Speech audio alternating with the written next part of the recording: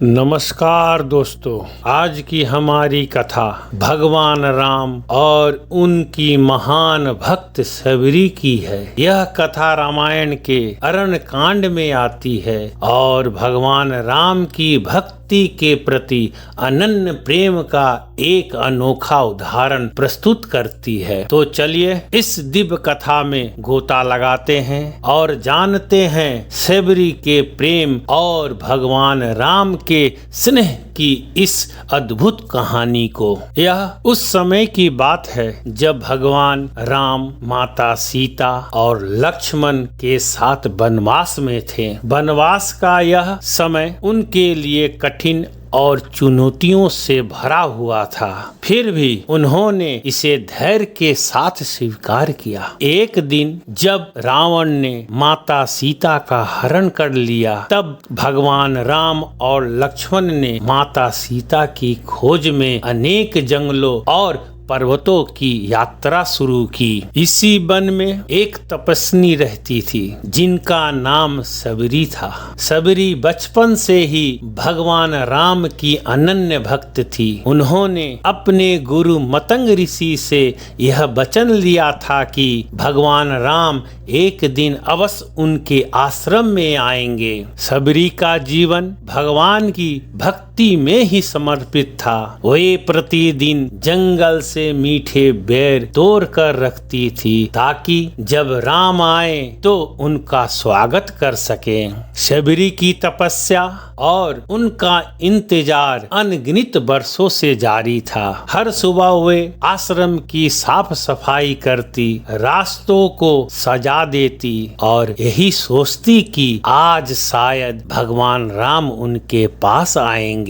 उनके हृदय में केवल भगवान राम के दर्शन की लालसा थी। फिर वह पावन दिन भी आया जब भगवान राम और लक्ष्मण जंगल में सबरी के आश्रम के निकट पहुँचे। सबरी ने दूर से ही उन्हें देखा और उनकी खुशी का ठिकाना नहीं रहा। वह दौड़कर राम और लक्ष्मण के पास आई और उनके चरणों में गिर पड़ी। सबरी की आंखों से प्रेम और भक्ति के आंसू बहने लगे। सबरी ने कहा, प्रभु, आज मेरा जीवन सफल हो गया। मैं धन्य हूँ कि मेरे प्रभु मेरे आश्रम में आए हैं। भगवान राम ने कहा, माता, तुमने जो प्रेम और भक्ति से मेरा इंतजार किया है, मैं उसे देखकर अत्यंत प्रसन्न हूँ। तुम सचमुच मेरी महान भक्त हो। सबरी ने प्रेम से भरे हुए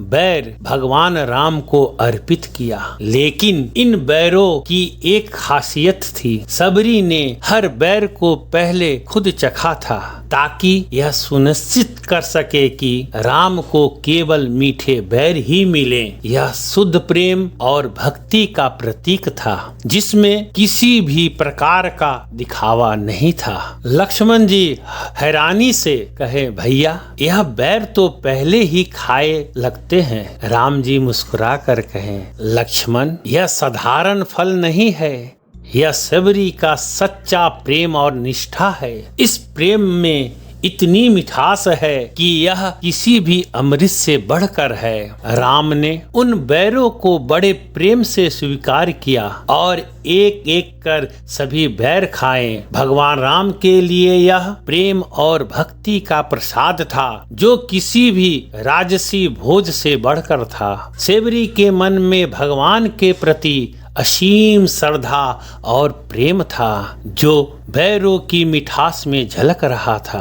भगवान राम ने सबरी को आशीर्वाद दिया और उनके तप और भक्ति की प्रशंसा की। भगवान राम ने कहा, माता सबरी, तुम्हारा यह प्रेम अनमोल है। अत्यंत प्रसन्न हूँ और तुम्हारी भक्ति को नमन करता हूँ। भगवान राम और सबरी की यह कथा हमें सिखाती है कि भगवान को प्राप्त करने के लिए प्रेम और भक्ति का मार्ग ही सर्वश्रेष्ठ है। सबरी के पास धन संपत्ति या राजसी वैभव नहीं था, लेकिन उनका प्रेम इतना पवित्र था कि भगवान राम उनके आश्रम में आए और उनके सादे बैरों को प्रसाद रूप में स्वीकार किया। यह कथा यह भी बताती है कि भगवान केवल भव्यता से नहीं बल्कि सच्चे और निर्मल हृदय में वास करते हैं। सबरी का प्रेम, उनकी निष्ठा और तपस्या